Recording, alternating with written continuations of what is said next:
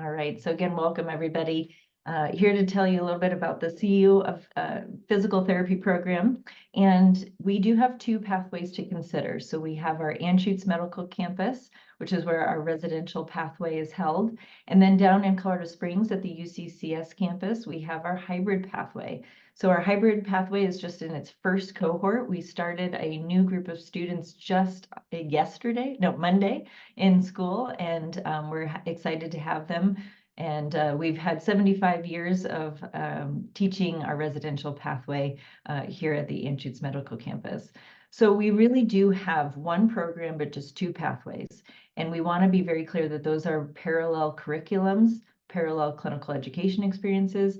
We have a parallel experience. They are just held in two different learning formats. So you can see here the resources that are available, and we can dive into each of these a little bit more as we go. But as you're thinking of applying, you're going to be thinking about which of these two pathways am I potentially more interested in. So we're going to answer a lot of questions today. On our website is an FAQ, or frequently asked questions page. We have a lot of questions split up into any differences between the residential and hybrid pathways. You can find that there. So again, if you have a question that maybe comes up after today, you can search there first, and then you can always reach out to us with any additional questions. So when I say parallel curriculum, this is the curriculum. It's a 2.5-year program where we have a summer start. So we start in June. Like I said, our students started on Monday, and then they'll graduate 2.5 years later. Now, as you're looking at other programs, you'll want to see what the program length is. Some programs are as short as 2 years, and some are as long as 3 years. And so as you're looking at not only how long the program is, but when the program starts, you can also look at how the curriculum is set up.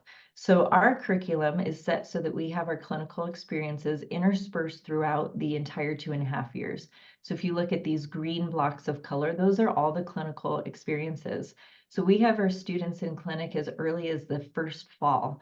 Other programs may have you do all your didactic work first and then have all your clinical experiences at the end. So just something to consider. Also, we cover all of your major core topics. We have sort of a start of our foundational sciences, and then we sort of thread in our major topics of orthopedic, medical, neurologic conditions, as well as patient management, research topics, and clinical education. You'll see these pink blocks spread throughout. Those are independent studies, and they don't happen every semester. Most students really only utilize them towards the end if they have a particular interest that they want to pursue, because in the final summer semester in the third year, our students do get to choose some electives. This is the only courses our students get to choose. Everything else is laid out just as you see it in this exact order. So all the students go through the same curriculum at the same pace, the same schedule. And so again, the final summer semester is when there's a little bit more say as to what you get to choose based on some personal interests, and some do pursue an independent study to pursue a topic that's of interest to them. Something that you'll also look for in other programs is whether or not they are a research-focused curriculum or a clinical-focused curriculum. In ours, we focus on the clinical aspect, so we want to graduate excellent clinicians. Now, that doesn't mean that we don't have research opportunities. In fact, we have a lot of them. They just aren't required. So if you're interested in research, maybe you do want to go to a program that has a required research component. Maybe as part of your graduation, you need to have a research study or a proposal or some type of project. But for us, it's really an additional component where you can seek out some faculty whose projects you're interested in and work with them on their team. So it's as much or as little as you would like. So I've mentioned already that our clinical education model is early and often. That's one unique aspect of the program. And then another piece of it is really built on our proximity at the Anschutz campus to other disciplines. And really we're able to spread this to our hybrid pathway as well. So what I mean by that is on the Anschutz campus, we are housed in a health science education campus. And so we have the medical program, pharmacy, dental, nursing, PA. And because of all these different disciplines housed on the same campus, there's no other non-healthcare related fields on our campus. We have a really robust interprofessional education. We even have a few specific courses where you're working with students in these other disciplines to talk about maybe case scenarios, scope of practice, some ethical decisions, and so on. So again, this is something that we are spanning to our hybrid pathway. They'll participate as well in our interprofessional education. And it's something we're really proud of that is quite unique to our campus. I did see in the chat, someone said, can we give examples of the electives?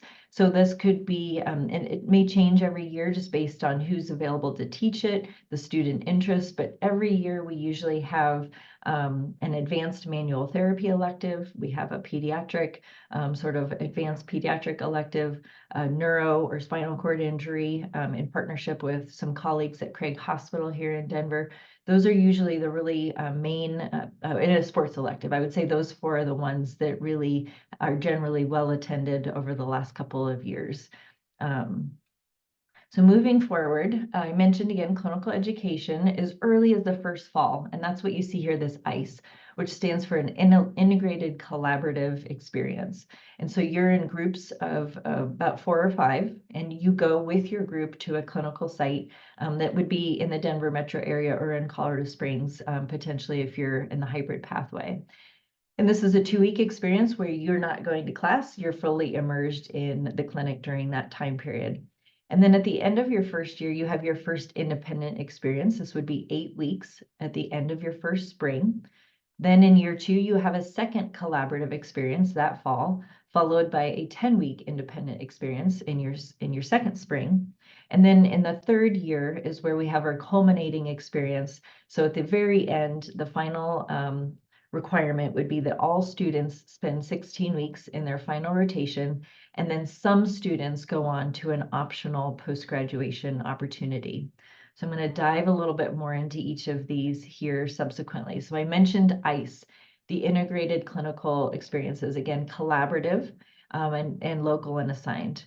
Now the CE1 and CE2s could be in state or out of state. You, as students, would be placed with an advisor, and that advisor will help you find sort of the best placement, especially for this first one, based on your interests, maybe your past experiences, but they'll essentially place you in your first rotation. And again, could be in state or out of state based on your interests, based on your needs. You know, we have some students who, you know, they want to just pay the rent that they have in the Denver area and not go anywhere. Others have family and others want to travel. We have sites all across the country, including in Hawaii and Alaska. And I will note, we do not have any global experiences for these clinical education. And this is because we graduate you to become licensed in the US. And so we want your clinical experiences to all be within the US healthcare system. Not, you know, of course, there's future possibilities to practice internationally if you'd like to, but not for the sake of these formal clinical education experiences. So for the second rotation, you have a little bit more say of where you'd go. We have a lottery system. So you would be given a list of all the possible opportunities, and then you would rank order your top 10 of that list, and there would be a lottery of placing you to a site. And then I mentioned the third and final rotation. So some students, well, all students do 16 weeks, and then they graduate, they take their board exam, and some students are then done. They want to find and pursue their own employment, but others choose to do a post-graduation internship. I'd say about a third of our students choose to do this, maybe a little bit less, and this is because they want some additional mentorship within their first year of practice. So the 8 months post-graduation are paid. And this would be at a reduced salary because this would allow the clinical site to have some mentorship time and accommodate for maybe a caseload that is a little less than typical. But again, this just allows students to have the opportunity for some additional mentorship within their first year of practice. Now, this one is one that you apply and interview for, this final rotation. So no matter if you're doing the 16-week or the year-long internship, you are going to apply. You're going to send in your resume, cover letter, go through interviews just like this was a job opportunity, and then go through a matching process. And in terms of how students pick where to go, at this point, most students have an idea of sort of maybe, where do I want to practice? So some apply maybe to all of the pediatric opportunities. They want to do pediatrics, they want that experience, and maybe that spans both 16-week options and year-long options, but maybe they apply to all because they're interested in that type of setting. Some students apply to places because of the location. So maybe Texas, for example, I want to apply, I want to go back to Texas. I'm going to just apply to all the Texas sites or a particular city, for example, and they apply and interview. So how students choose is very dependent on them. But again, some choosing based on setting, some based on time, some based on mentorship, so on and so forth. We sort of have two rules around clinical experiences. So one must be completed in a rural or underserved community if you're in our residential pathway. And if you're in our hybrid pathway, one of them must be completed in a rural setting. And then we do require that you cannot have all of your rotations in the same type of setting, meaning you can't have all of them in outpatient or all of them in inpatient. You have to have at least one experience in each of those. And then a lot of students have other varying experiences as well. So I'm going to pause here. If there's some specific questions about the curriculum, about clinical education, feel free to type in the chat. You're also welcome to unmute yourself if you wish to do so.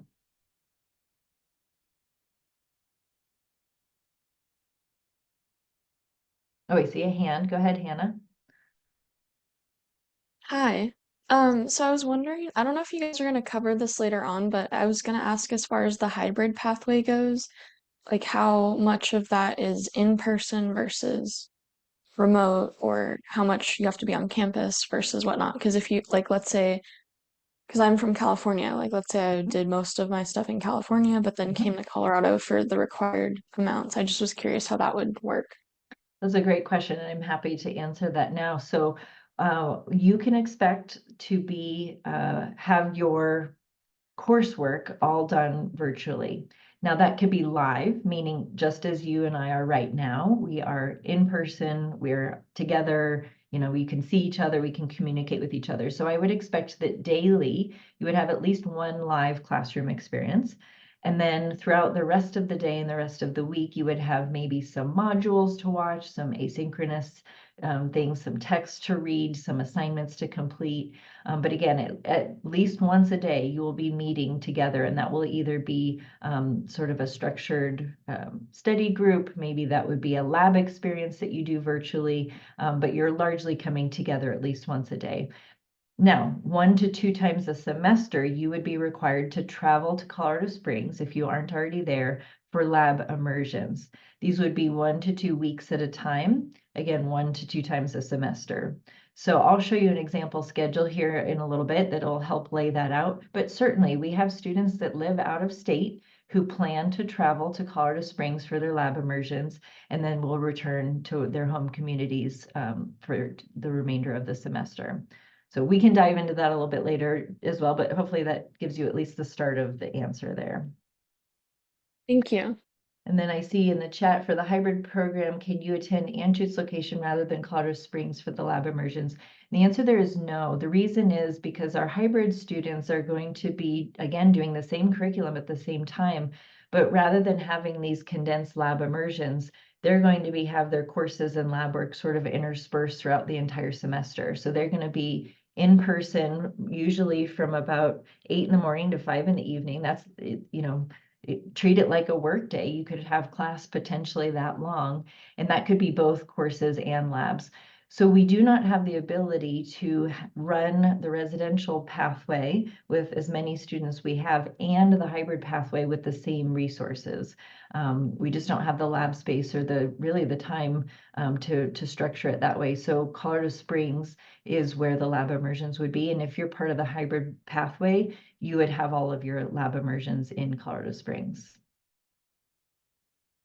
Great questions. Okay, I'm going to keep moving along, keep putting them in the chat, and we'll make sure we get to them as we go. So I'll dive a little bit more into the nuances of your questions. So if you are a residential pathway student, you're coming to Anschutz.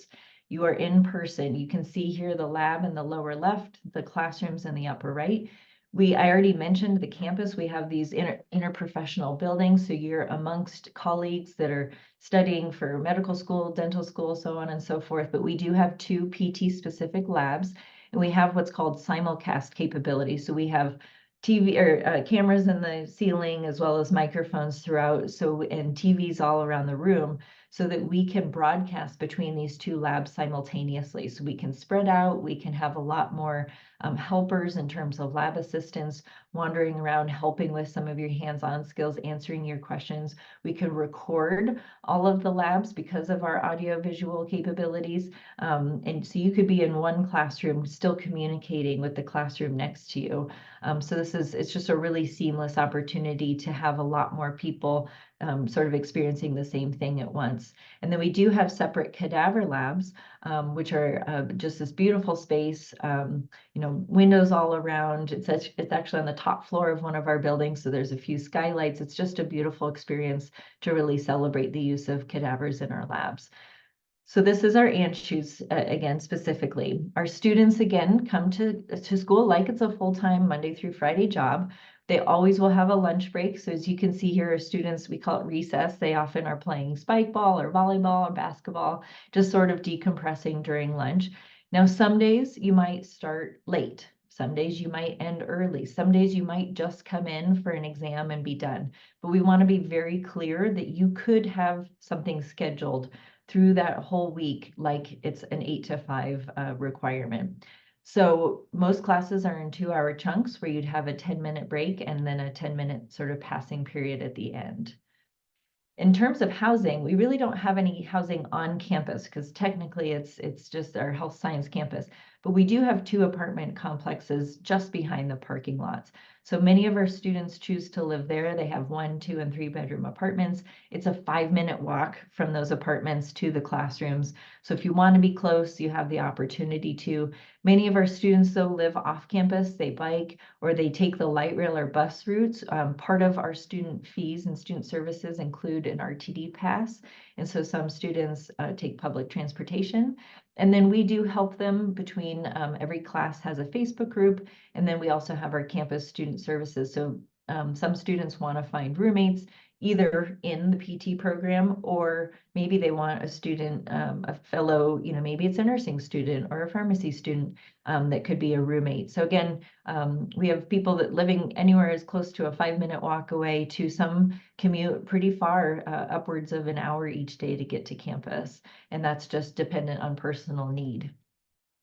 Now, a little bit different is sort of student life at UCCS. So again, classes are all held in a virtual classroom. You still need to be prepared that there could be live class during that work day. It wouldn't be all day the same way as the residential students, but at some point during the workday, you might have a live class period and then other asynchronous times.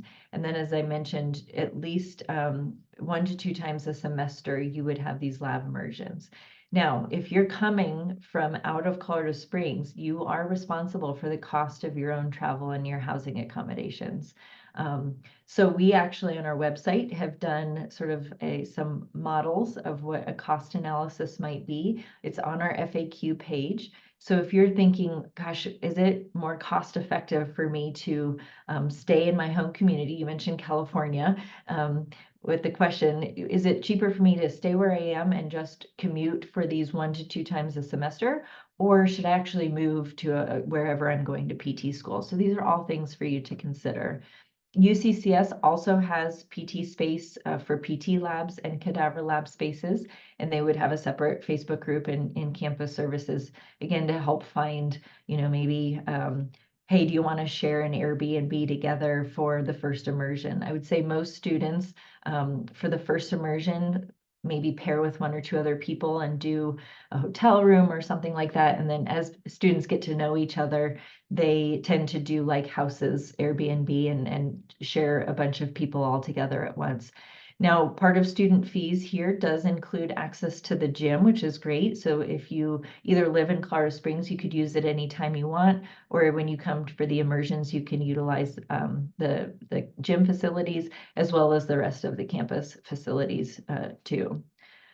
So here is the week sort of structure. So you can see here, this is a sample summer semester. So an 11-week semester, you might have remote classes for the first 5 weeks, and then maybe a week of immersion during week 6. You would go back to remote for 4 more weeks, and then maybe during, we'll call this finals week, you would have a second immersion for another week. So that's sort of a sample of how that might look. Now, I am going to first sort of pitch, the Anschutz campus is in Aurora, which is just east of Denver. It's about a 30-minute drive to the mountains. As you all know, there's plenty of fitness and recreational activities close to the Denver area.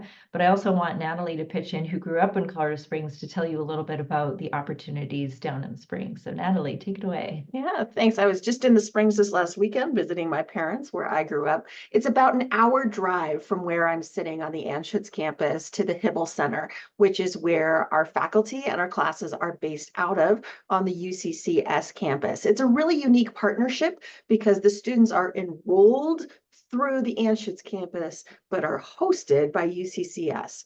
Colorado Springs, I would say, has 3 main things that really contribute to its history and the culture when you're down there. The first is recreation. In that upper corner, there's a picture of Garden of the Gods, which is about a 15-minute drive from campus. And within a few minutes, you can be at some urban hiking areas, or a little bit longer, and you're going to be into the foot of the Rockies, able to do camping, hiking, mountain biking, all of those good things. The second is athletics. Also there next to the picture of Garden of the Gods is the United States Olympic Training and Paralympic Training Center. It's hosted there in Colorado Springs. It's been a huge part of Colorado Springs, everything from when they used to do all of the ice skating at the Broadmoor to the amazing research that goes on. And you will see Olympians and Paralympians in the Hibble Center taking part in research projects. And also the military. At the bottom there is the United States Air Force Academy, which just had its graduation. Colorado Springs is home to some major military installations, including NORAD, Fort Carson, and Peterson Field. So definitely the military has had a strong influence there. And you will see aspects of all 3 of those parts of the community at the Hibble Center, engaging in some really amazing research that's taking place there. All right, thank you, Laura. Thanks, Natalie. So just generally, when we talk about both pathways, I want to talk about, again, I keep saying, think of this like a full-time job, because we do have a lot of students that say, can I work while I'm in school? So some residential students do work, and this, again, we don't have the data quite yet for the hybrid pathway since our first cohort just started on Monday, but we know for years that some residential students have worked in flexible positions, anywhere around 6 to 10 hours a week, maybe sometimes more. And this could, when I say flexible, I mean that they know that they either are really early, like pre-8 a.m., or in the evenings. Maybe they drive for Lyft or Uber. Maybe they work at the library at the circulation desk. Maybe they only work at a restaurant on the weekends, for example. So the hybrid pathway, I want to be clear, again, you have some expectations to be live in front of your classmates and professors throughout the day. So while there might be some flexibility to work a little bit more, you still have these expectations to be in class. There is not a part-time option either for the hybrid pathway or for the residential pathway. When I showed that curriculum chart at the very beginning, you're expected to be in those classes during those semesters at the same pace as your classmates. So we don't have any part-time options. So I'm going to pause here for any questions about maybe the differences or nuances between the 2 pathways, the locations, kind of the day in the life of the student.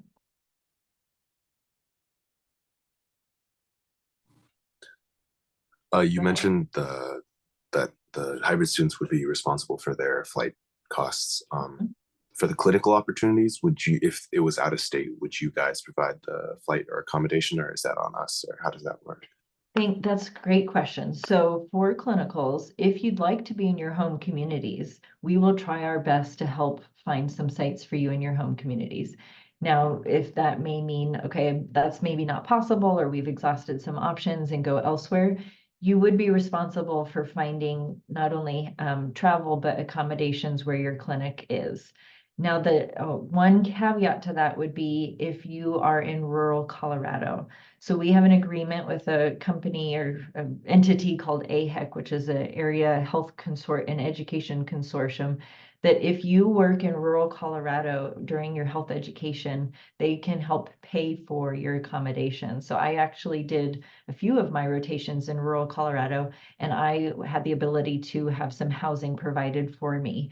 But that is only in rural Colorado. If you are out of state, unfortunately, you would be responsible for the cost of your relocation as well as your accommodations. But again, if you're in the hybrid pathway and you're hoping to do a rotation in your home community, our clinical education team is going to work with you as soon as you say yes to our offer of admission to say, where do you live? Let's start working on partnerships. Let's see if we already have partnerships. Because our goal is to help you stay where you are if you want to. Great. All right. Okay, so moving onward, I want to share a little bit about our program values, because again, as you're looking at a variety of programs that you might be interested in, understanding what some of their priorities and values are, I think is really important. So one of our values is serving our community, and we have an opportunity to sort of blend service with education. And so some of these opportunities for our students are listed here. I'm going to go through just a few of these. So Stout Street is a clinic that we host once a month at the Stout Street Clinic in downtown Denver, and it's intended for patients who are either homeless or uninsured to have an opportunity to have PT services. The Dawn Clinic is here on campus. We actually have it in our Health and Wellness Center to serve our Aurora community, and particularly people who are uninsured. And this is an interprofessional clinic, so all of the disciplines on campus have the ability to come and help patients. So you might be working alongside of medical students, nursing students, pharmacy students, determining what is best for this particular patient in front of you. If the patient is deemed appropriate for physical therapy, they have the ability to come on a separate evening and be treated for an hour with a team of PT students and faculty preceptors. So for example, on a given night, maybe we have 2 separate 2-hour slots. So we could see maybe 4 patients in total for an hour at a time with teams of students and preceptors. And so this is an excellent opportunity for patients in the area who, again, are uninsured and may have some specific needs that they can't really access otherwise. Now, Night Owls is in collaboration with the University of Denver. This is a particular interest for people who want to do pediatrics. So what this is it's essentially a night where parents can drop off their kids who either they or their siblings have some type of disease or disorder or diagnosis, and then the parents sort of have a night to themselves. So it's just a fun night. It's an opportunity for kids to play with each other, have a lot of attention from our students and some of the students at the University of Denver, and the parents have a night of reprieve. Now, Rusty Gloves is a renaming of our Punching for Parkinson's program. That's this upper right photo. So we know that Parkinson's disease is a progressive neurologic disease that affects movement. And we know that, again, it's progressive, but we know that high intensity exercise can actually slow the progression. And so we have a few sites around the Denver area, and even down in Colorado Springs, I know they have something like this, as well as a multiple sclerosis type of exercise group, again, to help patients who have specific diseases or disorders. And then when I say outreach, what that is students who are particularly interested in sharing what PTs do, especially with younger people who are deciding, what do I want to do when I grow up? So maybe going to middle schools or high schools and explaining what PTs are, maybe having some fun and interactive games. So that's what we mean by outreach. And then you can see this bottom photo is a huge group of students who went to the state capitol one day on behalf of our Choose PT initiative. So this is a few years ago. We went to say that there is an opioid epidemic and that physical therapy is a path to treat pain without using opioids. So sort of Choose PT. So a lot more students find ways to really advocate for patients, their communities, and serve others. Now, UCCS, again, is really starting to just become in and of itself. So more opportunities for service and learning down in the Springs that will likely be in conjunction with some of your lab immersions. And then we encourage students to just participate again in their communities as much as they are able. So another value is we really want our students to have a sense of belonging when they come here. Both our Anschutz campus and our Colorado Springs campus have offices dedicated to diversity, equity, inclusion, and community engagement. We really think that having diverse communities not only helps our patients, our future patients, but it's a wonderful opportunity for education and collaboration. So one thing that we're really passionate about, I've mentioned serving our rural areas. I mentioned our hybrid students being able to practice and have their clinicals in their home communities. One of those reasons is we know that there's still shortages in terms of workforce in rural areas. We know that there's still some disparity amongst workforce in terms of diversity. So we're doing what we can to try and sort of fill in some of those holes where there might be healthcare shortages, either based on diverse individuals or maybe the location where individuals are. Some other initiatives that we have really for this sense of belonging, diversity, equity, inclusion, we have nationally what's called the PT Moves Me initiative, which goes in line with what I was telling you about going to middle schools and high schools and helping sort of these young individuals learn about what physical therapy is and maybe can see themselves as PTs as they maybe are exploring that in high school and college and preparing for their future. Our holistic admissions, which we'll dive into more here at the end of the presentation, our pathway program, so just helping really bring some students from different communities forward. We're working towards more financial support in forms of scholarships and endowments. And then really our curriculum, we're doing a fine lens of, are we really being inclusive when it comes to learning and excellence? So I'm going to pause here if there's any questions specific to our program values of really serving others and having an excellent reputation in terms of helping our communities with diversity, equity, and inclusion.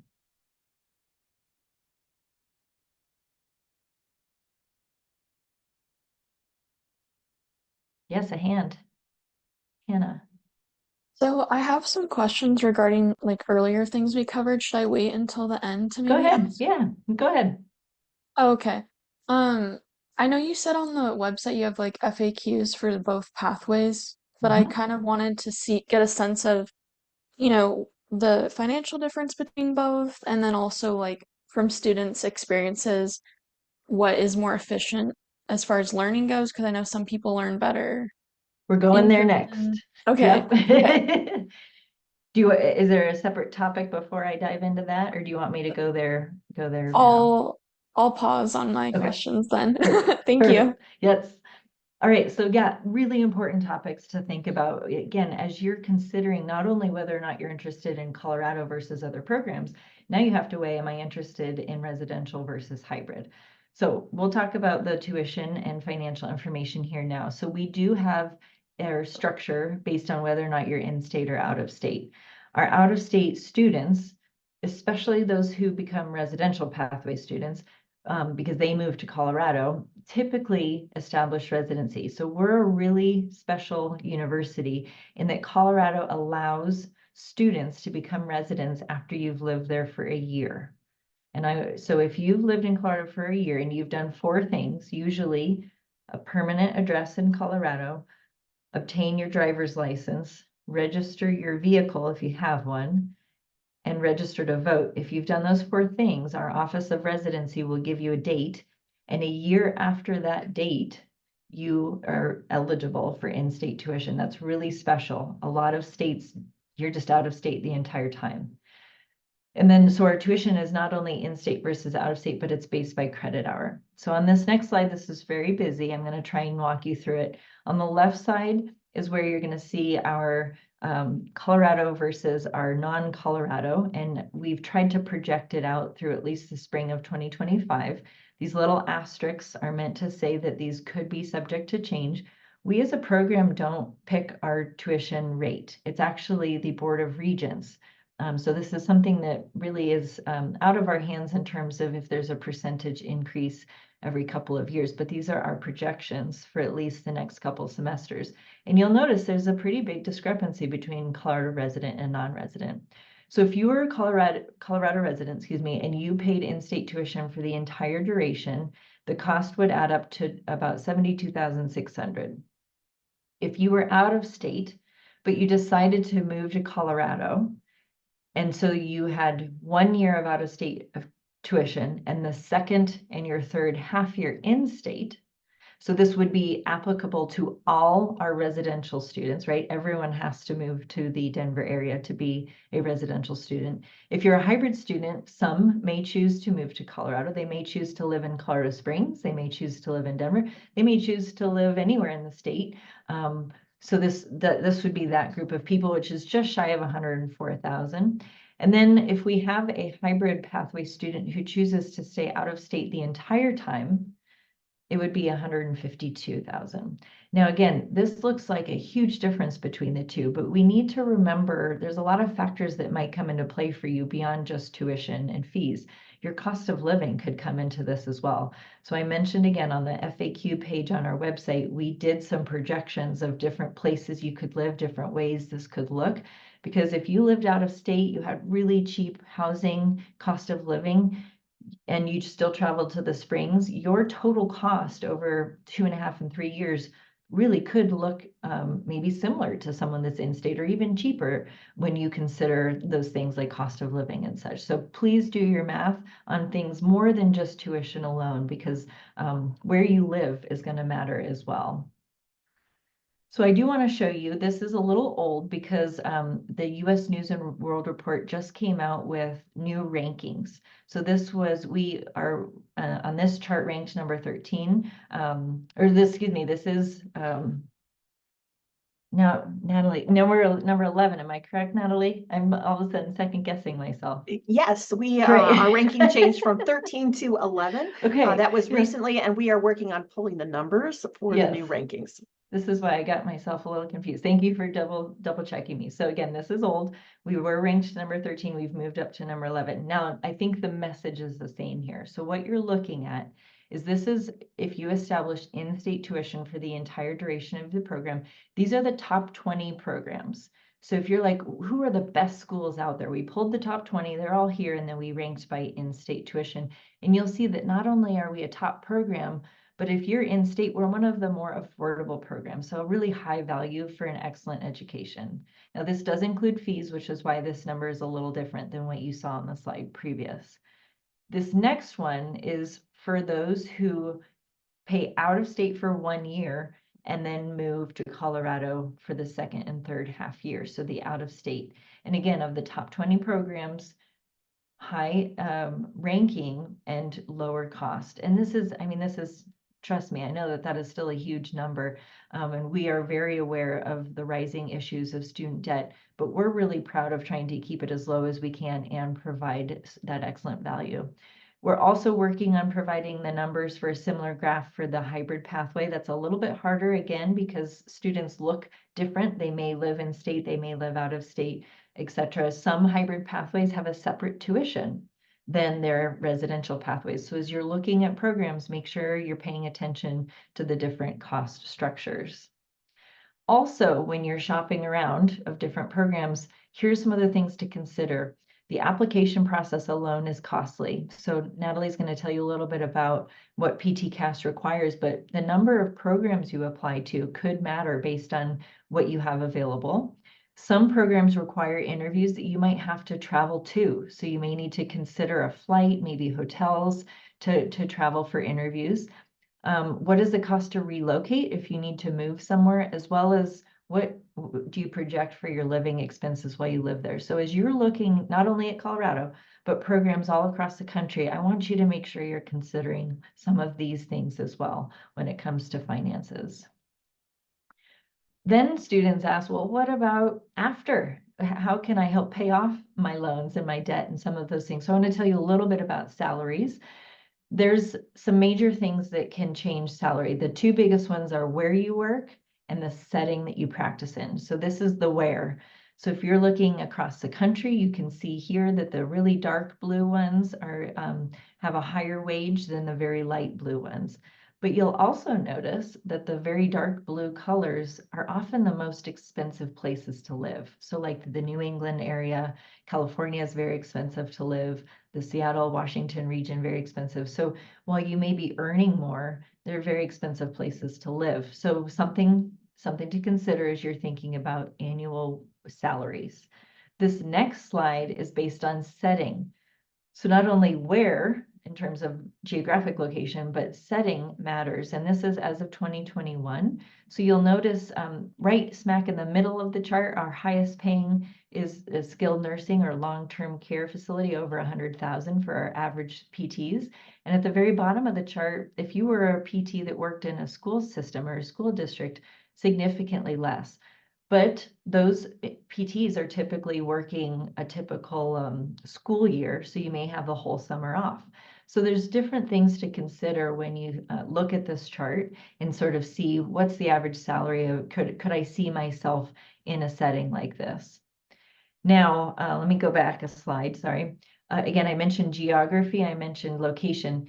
We need to also remember that years of experience matter. So these are average wages for full-time PTs. So as a new graduate, you certainly would have sort of less to expect. So this is average over a career for a physical therapist. So please keep that in mind. And maybe you can do your own Google search of where you're looking to live and the average salary of a starting PT in that region or location. As far as the University of Colorado, we're really proud that our scholarship numbers have grown substantially. So just in 2011, there was $1,000 of scholarships available. That's when I graduated. So my classes didn't even have the opportunity for scholarship. But in 2011, we had 1,000, and just in 2023, we had over $260,000 in scholarships.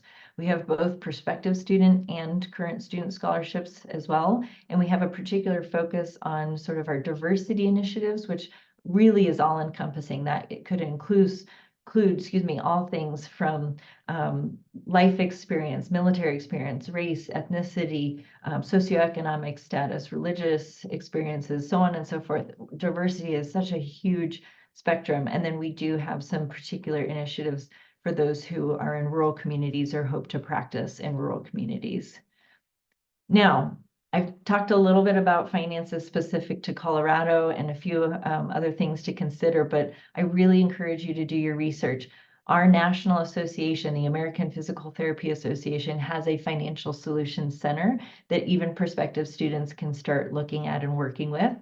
Our Academy for Academic Physical Therapy has this financial aid FAQ for prospective students. It's by far the most amazing website and documents I've seen. So please just Google financial aid FAQ for prospective students. There's so much good information there.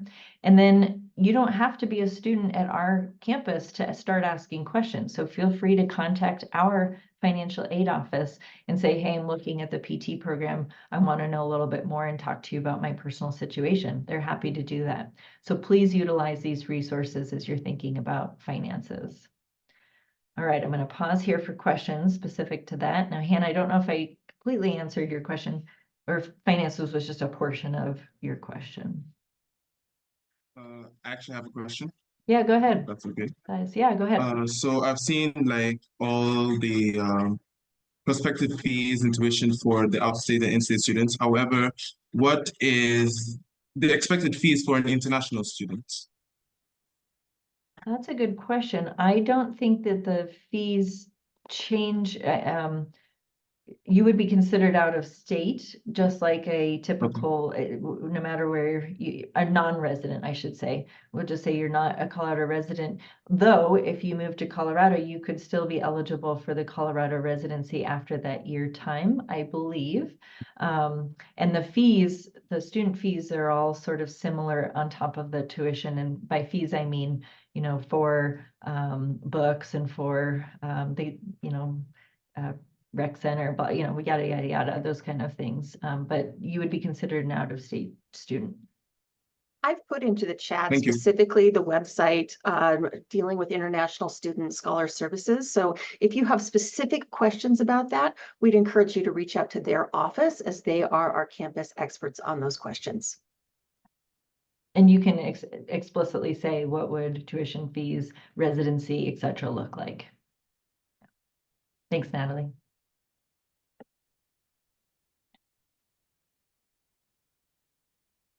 Okay. So I'm going to turn it over to Natalie, who's really going to dive into the nitty-gritty of the application process, which I think all of you are eagerly awaiting to hear. That many of you, at least, I know a few of you are waiting a year or two to apply, but for those of you that it's happening here soon, I'm going to turn it to Natalie for the nitty-gritty admissions details. Thanks, Laura. And I'm going to be covering a lot of detailed information within this segment, but I have put into the chat a link to our How to Apply Our Application Information webpage. Everything that I'm going to be covering today can be found on that webpage and in the tabs underneath. So you're welcome to take notes, but please know that everything can be found on that webpage. So what do you need to be eligible to apply for CU's PT program? Well, to start with, you need to have a bachelor's degree in any field prior to matriculation.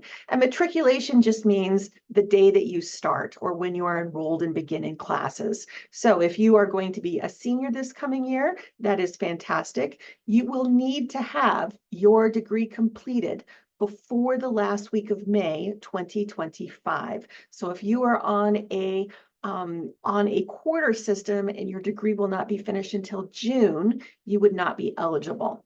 You need to have the prerequisite coursework completed, which we'll cover in a following slide. A minimum cumulative GPA of 3.0. Now, PT-CAS calculates your GPA based on all previous course attempts. So if your school has used grade substitution, replacement, forgiveness, the GPA that PT-CAS calculates may not be what you're expecting. If you search for the PT-CAS GPA calculator, you can find a tool that you can use to estimate what your GPA is going to be. Also, if you attended multiple schools, you'll want to take advantage of that tool so that you can see what your cumulative GPA will be through all of the schools that you have attended together.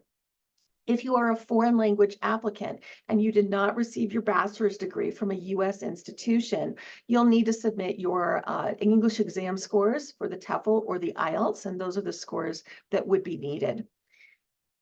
CU at this point in time neither requires nor considers the GRE. So if you submit that through other schools or for other schools, that is fine. Just know that that is not a metric that we look at or consider at this point in time or for this upcoming application system. As we move forward. So I talked about that GPA. What is a competitive GPA? Well, the cumulative GPA, which is all attempts at all classes taken, for our current class, their average GPA is a 3.66 for the incoming class.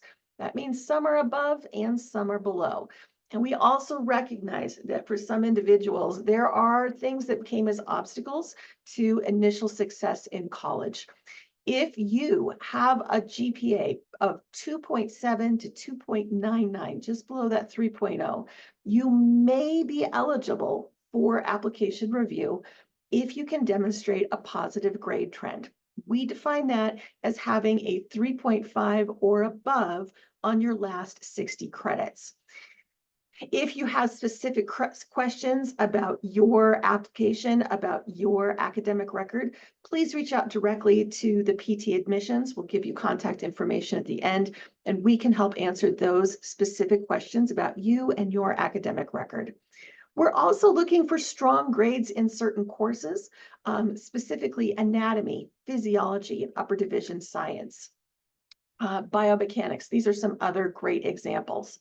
So if we move ahead to the next one right here, What is that prerequisite coursework that's required for CU?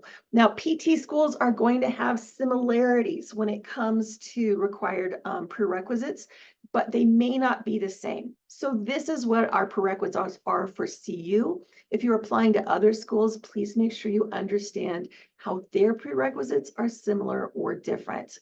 You need to have 8 semester credits or 1 full year of general or college chemistry 1 and 2 with lab.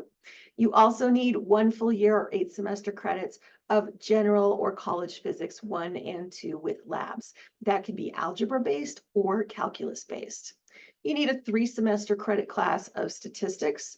You need 2 psychology courses to make up 6 semesters. If you're not certain what to take, developmental and or abnormal psychology are what we would recommend. And you also need to have 3 semester credits of an English composition or writing course. It's not always clear on your transcripts which of those are writing intensive. So if you are working with us, please make sure you let us know which class you have identified as that writing intensive course. Now, we also have some other classes on our next slide, which are time bound, which means they need to be taken within a certain time frame. These classes need to be taken within 10 years of starting the program, but we recommend within the last 5 years. This is to help you be best prepared for the content that is part of doctoral coursework. So human anatomy with lab, 4 semester hour credits. Human physiology with lab, 4 semester credits. We prefer upper division, which is going to be a 300, 400 level, sometimes above that. Some schools offer it as a singular anatomy with lab and physiology with lab. Other schools offer a combined anatomy and physiology 1, anatomy and physiology 2. Either sequence is acceptable for us. You also need an upper division science class. So something in the 300 or 400 level, please refer to our website and to the PT-CAS application site to make sure you understand what classes fall into those categories. We also would recommend or like to see exercise physiology or biomechanics at the upper division. We know some schools though only offer exercise phys or biomechanics at the lower division. That would be acceptable as well. Now, when I talk about that 10-year time credit, our next class will be beginning in 2025. This means that any coursework of those categories would need to have taken place in the summer of 2015 or more recently. Again, please contact us at PT Admissions if you have a case-specific question. When it comes to prerequisite coursework, we know that you may not have everything done at the time when you apply. So no more than 1 outstanding science prerequisite course can be in progress in the spring semester prior to matriculation.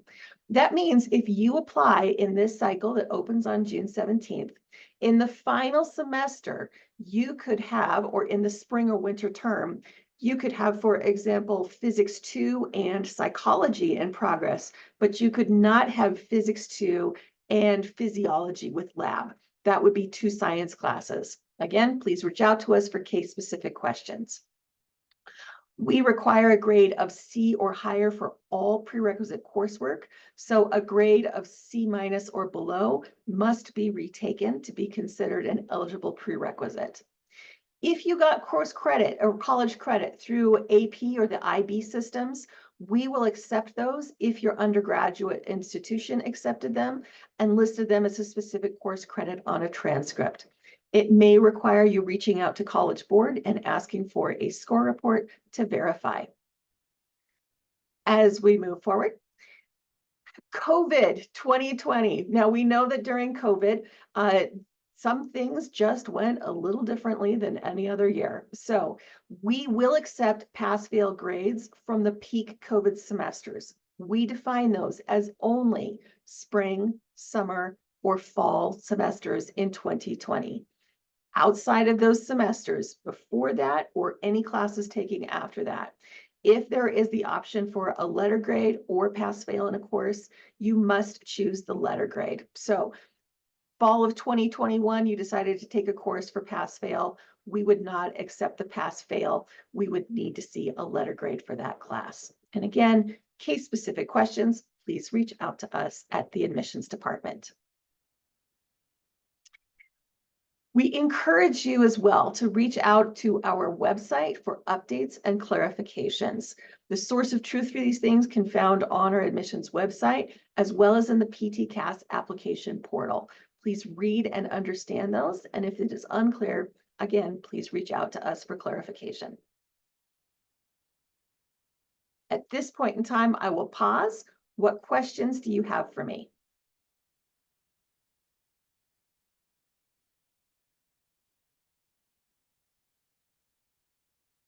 And I did have someone put a question in. So I see you, Kayla, just a second. Alyssa sent me a question. Alyssa's question was specifically about courses that are in progress. And so in PTCAS, it is all courses. So if you took courses as an undergraduate, as a graduate degree, as part of a master's, as post-bac classes to take prerequisites, or if you took classes through the community college when you were in high school, you will include all of those grades taken at any community college, or university as a part of your GPA and as a part of your academic record. Okay, Kayla, I see your hand up. You have a quick question about AP credit. So I have AP credits that are reflected on my transcript, and I was looking at PTCAS, and they ask for like prior test scores. Do we need to put our prior test scores for AP coursework if it's reflected and given credit on our transcripts? I would go ahead and say, yes, please do that. And that's simply because if you're applying to multiple schools, they will have multiple ways of figuring that out. And it is easier to just contact College Board, get those scores and submit them and have that be a part of your record so that someone isn't trying to track that down from you later. That makes sense. And then I have one other question. If we have courses that we took a while ago, because I'm in the post-bac category, for like statistics, for example, someone had mentioned in one of our advising meetings that they had been asked for like a syllabus because it had been taken a while ago. Like if we have credits from 10 or so years ago for those other prerequisites that aren't time-bound, do you like request syllabi to kind of just confirm what that those classes still meet the requirements? That is a fantastic question. It is clear to us from your, and this is for speaking for CU, right? If it is clear to us from your transcript that it was a statistics class, which could be taken out of many different departments, psychology, a science, a math, and we're clear, it's not an issue. If we can find it in the course catalog, and it is clear to us there that it meets our content expectations, not an issue. It's when the title may not match up or there is a question about what is listed in the course catalog, then we will reach out to you and ask you to please contact the school for a syllabus so that we can evaluate. Awesome, thank you. Okay, so. All right, CU uses a holistic review process as a part of evaluating our candidates. There are several different aspects of your application that we are going to be considering, and I'll be talking about those in the next few slides. So first of all, we're looking at rigor of courses. If possible, we're interested to see that you took multiple upper division science courses to challenge yourself and that you performed well. Well, we require a C or better. A B or above is going to indicate a stronger performance in those classes. Do you have a master's degree, a minor? Were you engaged in research? Did you work as a TA or a tutor? These are all things that are seen as a competitive part of your academic record. We're also looking to see a positive grade trend. Did you grow as a student? And there is a question that asks, does your GPA accurately reflect your academic capabilities? We're interested to know. Please let us know if it does or does not reflect that so we can have that as a part of your total academic picture. We also look out those who have sought service opportunities. As Laura mentioned, being engaged in our community is something that's important to us here at CU. So we'd like to know, what things did you engage in that were meaningful and authentic to you? How did you help others? How did your work impact your community, or how did that community impact you? We're interested to know. This could also mean pursuing leadership roles. It could be an officer position within a club, an organization, Greek life, sports. It could be through your work history. Were you a manager or a lead in a restaurant or a retail store? Were you a part of leading or planning one or more large events? And how did that impact you? There are so many different ways that we can be involved in our communities. And that service can be through paid work, through volunteer, through a lot of different opportunities. We are interested to see the diversity that you bring to our experiences, to our campus. Now, one of the ways you're going to let us know this is through your essays. If you are eligible for application review, all of your essays will be read. So please include personal experience and self-reflection. How can you stand out to the reviewer? And how can you connect the dots for us? Put together those experiences to help us understand why you are a strong candidate to be a part of the PT profession and a member of our campus community. We would encourage you to have your essays proofread, have other people read your essays. You may even be able to reach out to your writing center at the school you're a part of or at your alma mater to ask them for some support in that writing. We have an expectation that essays are written in your words and not through the means of ChatGPT or other artificial means, or that someone just wrote them for you. We're interested in knowing you and your authentic self. Observation hours. Now, a lot of schools require observation hours. Here at CU, observation hours are not required, but they are considered. We are interested to know that you have learned about the profession of physical therapy and that you understand that you are ready to make this commitment of time, energy, and resources to where you want to be. This could include observing licensed physical therapists, talking to other healthcare providers about what they do and understanding that larger healthcare ecosystem.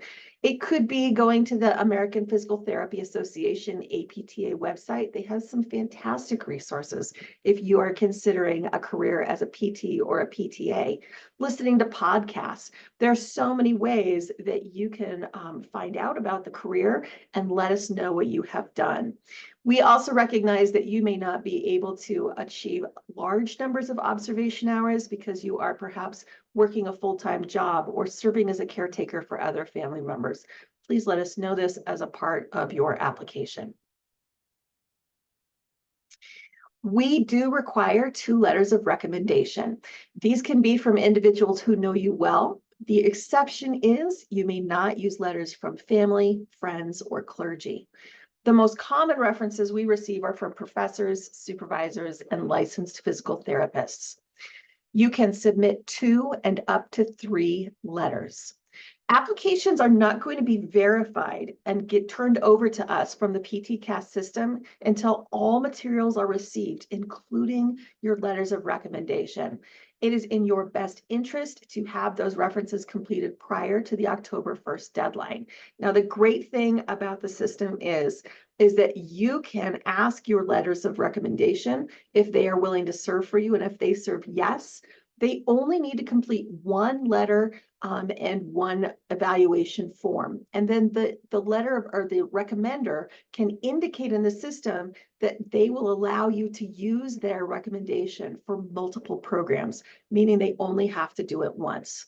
It is my recommendation that you talk to the people who are going to be doing your references early in the system and get those to complete them, because you cannot control how quickly they write those. So please ask them early and keep track of if and when they have entered those letters into the system. What questions do you have? Hannah. As far as letters of rec go, when we go to apply, will there be a link that professors or supervisors can submit it to? Because I asked some of my professors recently for a letter of rec, but they don't want to send it to me directly. Right. And Hannah, that is absolutely right. Any Any letters of recommendation, any transcripts, you do not handle them yourselves, and that just maintains their integrity within the system. So in PT-CAS, it will ask you for the name, job position, and email address of the person that you would like to serve as a recommend. And then the system will generate the email to them and walk them through the system. And they only need to do it once. Thanks. That's a great question, Hannah. Got it. Kayla. Thank you. Yeah, sure. Kayla. Excuse me, I have a couple of questions. The first one on observation hours, if they're not required, is it still beneficial to have them confirmed by the PTs that we observed? I know there's an option to do that in PT-CAS. We would always recommend it as best practice to have them signed off on by someone else. And just remember that your PT-CAS materials will be seen by more than one school if you apply to more than one school. So we encourage the highest level to make sure that you meet the expectations of all programs that you're going to be applying to. That makes sense. And then the one of my other questions is on the secondary essays that are available once the because there's the personal statement and the secondary essays. Is there an expectation around timing for completion of those, or is it just wrapped up with the entire application process, like by October 2nd? That is great. It is done by the time that it is due. There is no benefit to getting it in early, except for the fact that you will know that your application has been verified on time. And I will talk about that in my next set of slides. So thank you for that. Sure. And then I just have one final question, just in terms of the essays and the experience descriptions and all of the written materials. Are those reviewed by like holistically by everyone, or are there times where it's like, I've heard of like closed case where people will have only seen one specific material? Does that question make sense? Yeah, Laura, do you want to address that question? Happy to. So great question, Kayla. We have a large team of reviewers, and we go through a pretty rigorous training for some consistency, reliability that we actually are starting now in preparation for the entire application cycle. So your application will be touched by many people. We'll have the initial review of, it's simple. Did you pay the fee? Did you submit in time? Those kind of things. Then we have your whole application review, looking at some of these components of rigor, looking for separate degrees, so on and so forth. Then we have separate people reading the essays. We have a strict rubric that they're following, looking at the essays. And we have second touch points if necessary. Then we have our interview process where you'd be having 2 separate new people. So there's multiple touch points throughout this whole process. And I can promise you that the essays are read at length. This is not something that is skimmed or looked at or ignored, completely. So everything you put in will be read by our holistic review team of people. That's helpful. Thank you. Great. Thank you so much. Appreciate that. I didn't see any questions in the chat, so we'll go ahead and move forward to the application process. So applications are submitted through the physical therapist centralized application system, which will be called PT-CAS from here on out. This year it opens June 17th, 2024. That is on a Monday. It was the 15th last year because that was not a Monday, but this year the 15th is on a weekend. So that's why it's opening on the 17th this week. Our deadline for all materials and fee payment is October 1st. 2024. That is the CU deadline. Everything must be submitted in PT-CAS and a supplemental fees paid by October 1st. And then we have the verification deadline. Once you put in everything and get all of your transcripts ordered, PT-CAS goes through and they verify that the information you have entered is accurate and that you have everything that you need. Your application must be verified by November 8th, 2024. It is very important until you receive notification that your application has been verified that you are paying attention to your PT-CAS portal and any emails that come from the PT-CAS system. If an applicant, or say, for example, a transcript has not arrived, PT-CAS is the one that will communicate that information to you, and you will send that transcript to PT-CAS. The materials do not go through our hands. So if we move forward to the next slide, you can see that. The place that you will start is ptcast.org, and you can create, it is a free portal. It is a free thing to create to begin with, and no fees are paid until you submit an actual application. For the University of Colorado, we have our residential program and we have our hybrid path. There is a single application, and you will be asked your interest in one or both paths as a part of that application. You do not need to submit separate applications for those.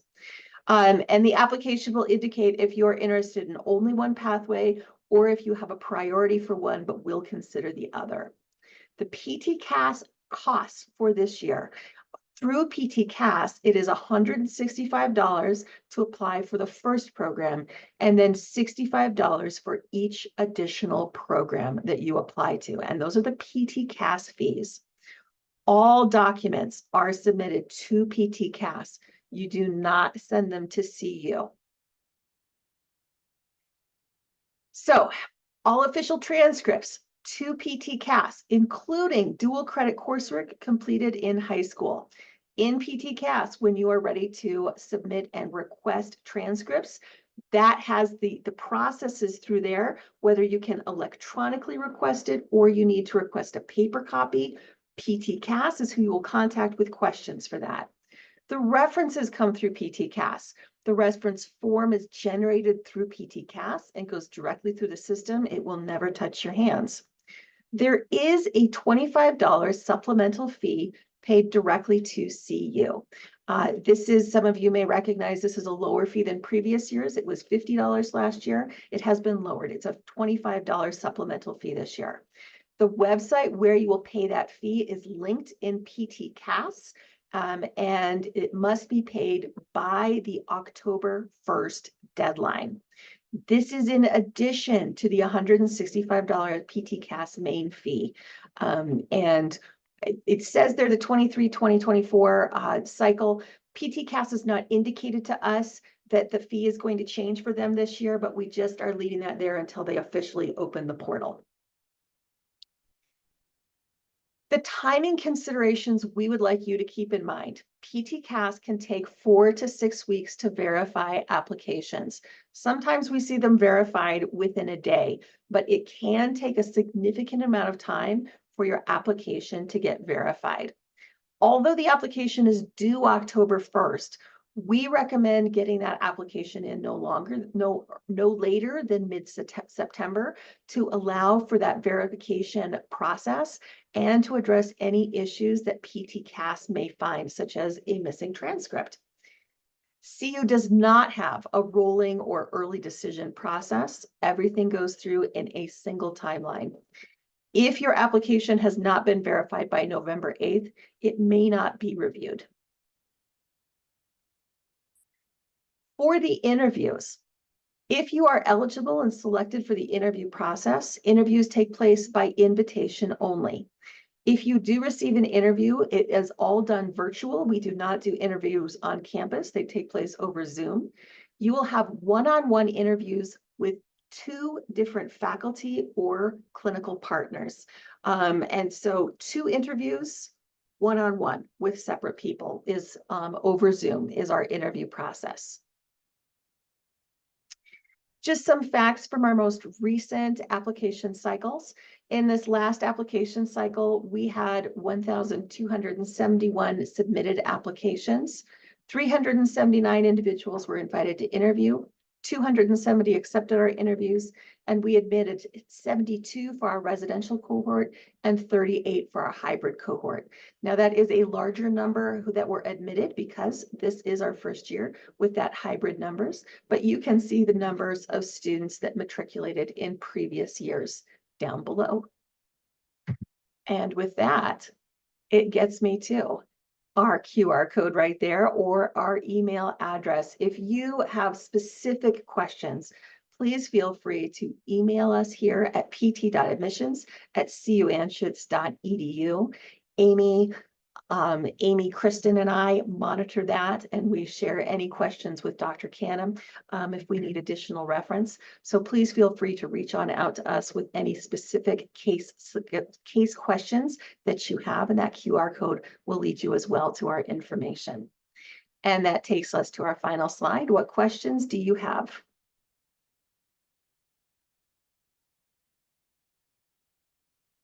I was wondering. I have a Oh, question. sorry. Sorry. You can go. It's okay.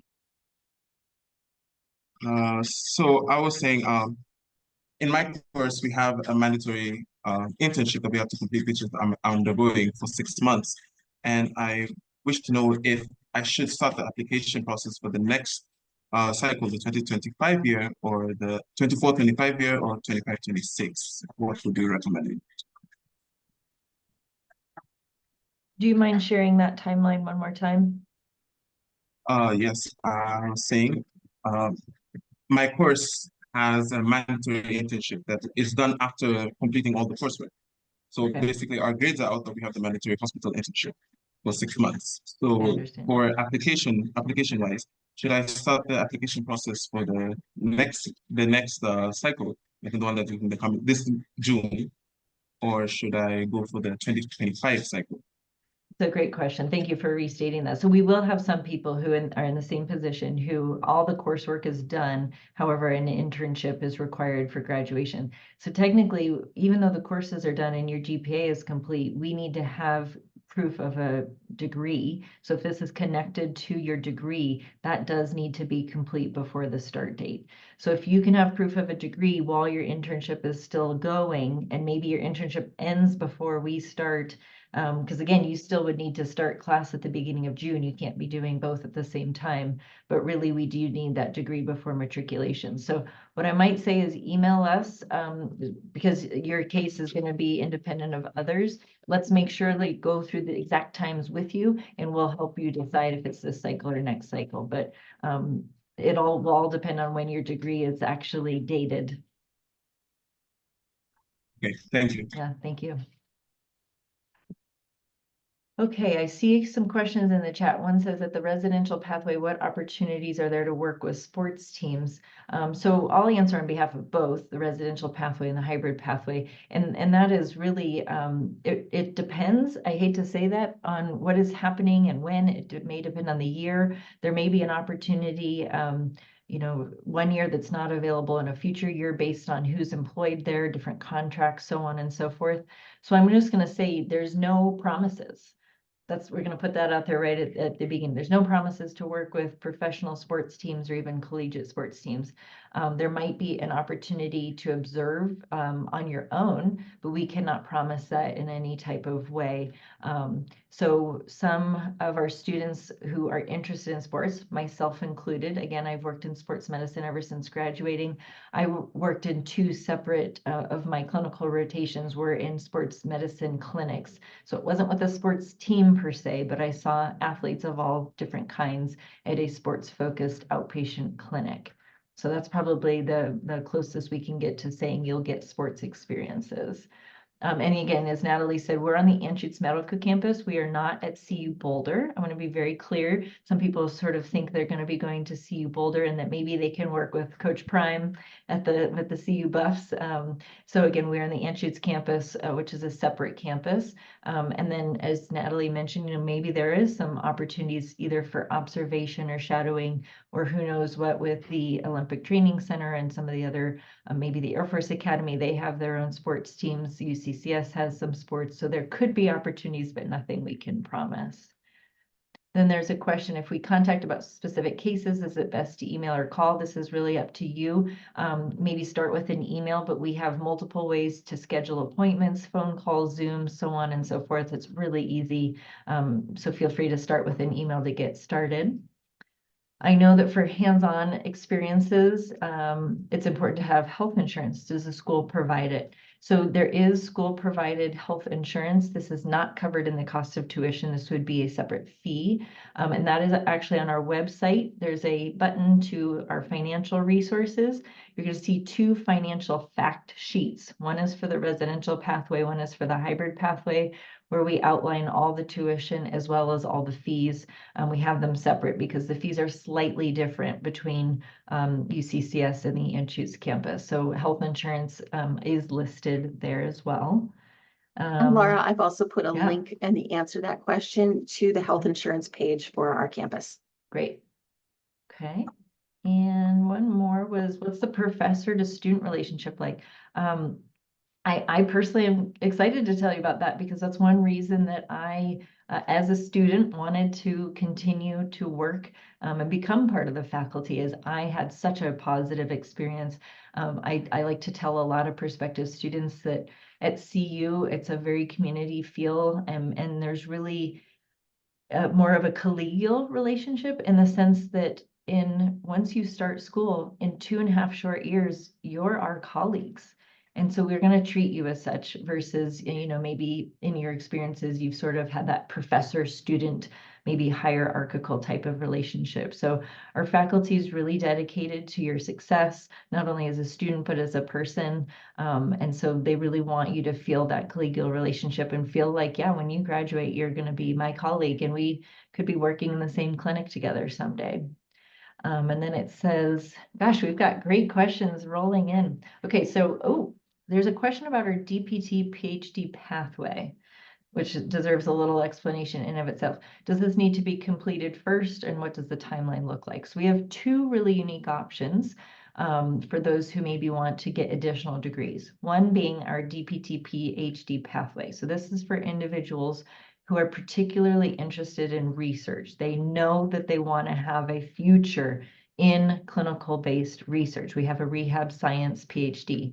Many of our students, they don't apply to this formally until they're accepted into the DPT program. They start their DPT, and towards the end of the DPT, as they're accepted, they may start to take a few courses and do a few things related to that so they can seamlessly transition. But you essentially complete your DPT and then seamlessly transition to your PhD. Depending on your project, it could be an additional couple of years.